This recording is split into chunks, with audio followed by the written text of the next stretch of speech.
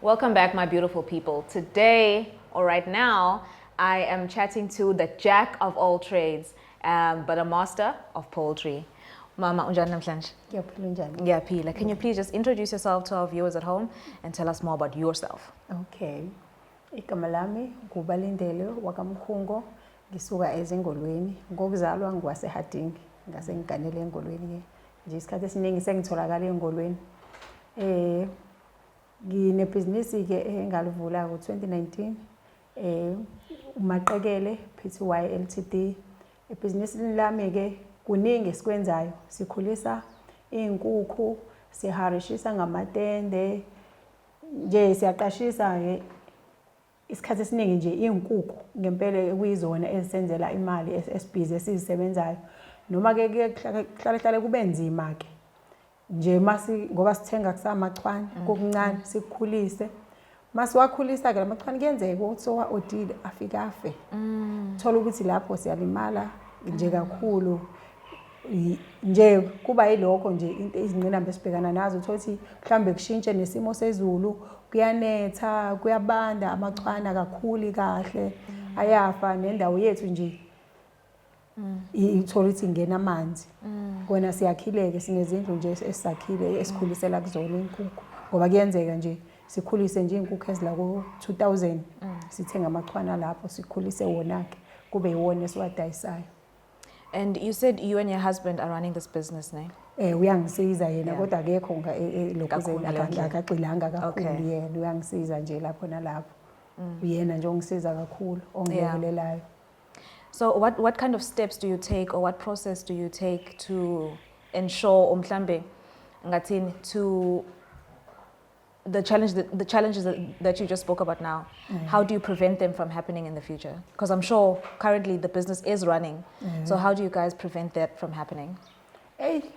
Kuyenzeka nje mazifile kuba ukuthi zifile phela siqala phansi sithenga amanye amachwane siphinde sizame isikhulisa besikade si-order eqaleni siphume siyo-order isi-order ngaphandle kwayake ngo-2015 wase sithi ucela ukuthi asike sizikhulisele thina njengoba sesiyazikhulisela ke nje manje njengoba ngisho ukuthi siyahlangabezana nalezo nkinga zokuthi amachwana afe nokuthi ke phela ufuna ube nemigomo uthenga izinto lezemigomo uyangisiza kakhulu angilekeleleke lapho ke siwakhulise ngoba phela nasebhizinisini ufuna uqashile ube nabantu abazokwenzisa yonke lento sinabantu nabo ufana bahole la abasebenzayo inhloso yethu nje nokusiza kumphakathi siyafisa ukusiza umphakathi ngoba nje ku2022 ngeke ngahamba ngayosiza esikoleni siyodonate izingane ngama uniform kodwa ke ngoba ngathatha kwakusemandleni nami ngathatha izingane ezazi20 esikoleni nje ngathengela wonke ama uniform sanikela kuzona ukuthi izingane zikwazi ukuthi zifane nezenye izingane ngoba phela ngiyasazi isimo nami sokuthi mawukhula ekhaya amakhaya wethu awafani isimo sethu nje asikaze size sifane saya kolekelela ngahamba ngawulekelela izingane lezo sazithengela ama uniform. Oh, that is lovely. That is lovely. Where? On the shawl. Okay. Yes. Should we do that again or no? It's fine. Okay. You see now you made me lose my train of thought. Okay. You did mention ukuthi wenza into eziningi. Cala sizibale one by one. Let's count one by one everything that you do. Yes.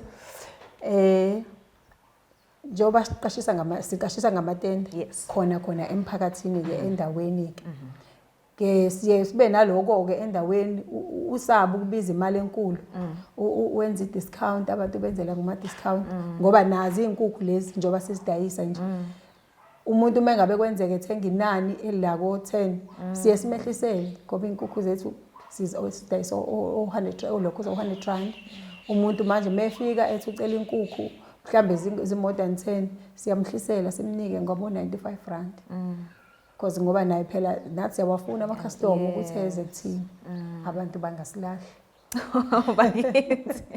Okay, so we do poultry, qashisa ngamatende. What else do we do? Okunye ke ngithanda nokupheka ke. Ngiyakuthanda ukupheka kakhulu. Ngiyakuthanda ukupheka ngeke ngasebenza nje bengisanda kuqeda isikole sami 2008 ngawusebenzela omunye usisi oyenze catering waseThekwini lokhuzana nekhampani yakhe iJobe sasebenza kuyona sipheka sihambe sipheka nje sipheka ezindaweni seharishwa ngakuthanda ukupheka ke ngoba ngize ngiregister nje nale company engayiregister umaqele nganginesifiso ukuthi angathi ngathola amathenda ngihambe nami ngiphekela abantu ngiphekele ezindaweni ukupheka nje ngiyakuthanda kakhulu. Oh, you have so many talents. You have so many talents. Do we have one more talent? No. We don't have one more talent. No. You did mention something about sales ukuthi zikhona into ozidayisayo angazi noma ngikuzwe incorrectly. Ngeke ngadayisa Okay, isikhathi okay. sabantu bengihambe nje ngiyeThekwini ngiyo-order izimpahla iy'ngubo zokugqoka amathawula ama-ties ngidayisela abantu kwahamba ke ngahluleka ngayeka endleleni ngey'nkinga-ke ehlangabezana nazo-ke uma usidayisela abantu uyadayisa abanye bagcine bengakhokhanga namanje abanye bagcina bengakhokhanga abantu ngingabazi. Understandable. So anyone that's trying to get a hold of you mangakuthola kuphi? Ngiyatholakala inamba yami yocingo 083 240 8388 iyona namba yami ke ngitholakala kuyona leyo no WhatsApp ke ngiyatholakala kuwona. Okay. WhatsApp wami ngisebenzisa yona inamba le 083 na. And Facebook and Facebook not bantwana Saphuma. ingane zangikhipha. I love that. Again, the jack of all trades and the master of all her trades. We had a chat with Sis Balindele and she told us her story. She told us the challenges that you faced as an entrepreneur. And these are things that we just can't run away from. From me and my people, I will see you next week.